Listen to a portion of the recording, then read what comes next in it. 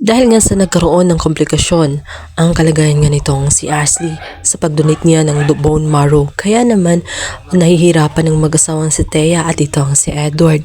Nagkataon pa nga nawala ng trabaho itong si Thea. Kaya naman nagigipit sila pagdating sa financial support. Sinubukan ni Edward na lumapit sa kanyang kaibigan na ito nga si Aldrin.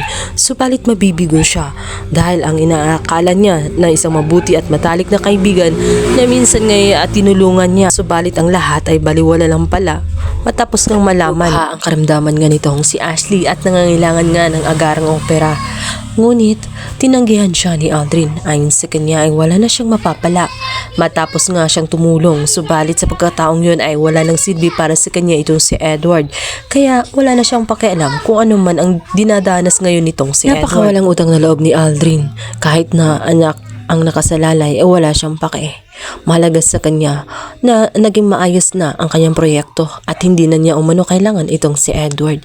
Dahil doon, hindi na kontrol ni Edward ang kanyang emosyon.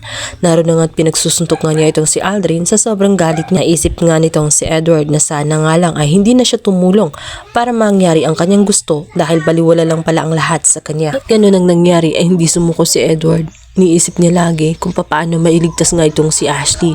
Kaya naman kahit ayaw niya ay nalapitan niya ang kanyang ama na si Greg. At sa pagkakataong ito ay sasabihin niya ang lahat na kailangan niya ng malaking tulong pinansyal dahil kailangan nga ng agarang operasyon itong si Ashley kung hindi ay tuluyang mawala ang buhay nga ni Ashley dahil sa nagkaroon ng komplikasyon ang pag-harvest ng bone marrow sa kanya. Subalit ang inaasam na suporta galing nga sa ama ay hindi makakamtan ni Edward. Nananatiling matigas ang puso ni Greg at wala siyang pakialam kahit anong ang mangyari kay Ashley.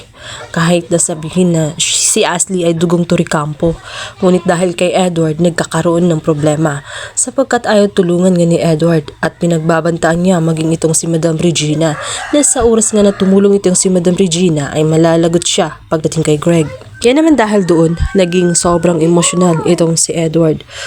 Desperado na siya at hindi na niya alam kung paano makahingi ng tulong.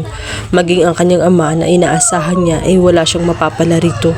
Kaya naman galit na galit siya at hindi lubos maisip ni Edward hanggang sa sinabihan niya ito ng anong klase siyang ama at bakit napaka-unfair. Malalaman na sana ni Edward kung sino nga ba siya at kung ano ang dahilan kung bakit galit na galit is Greg pagdating sa kanya.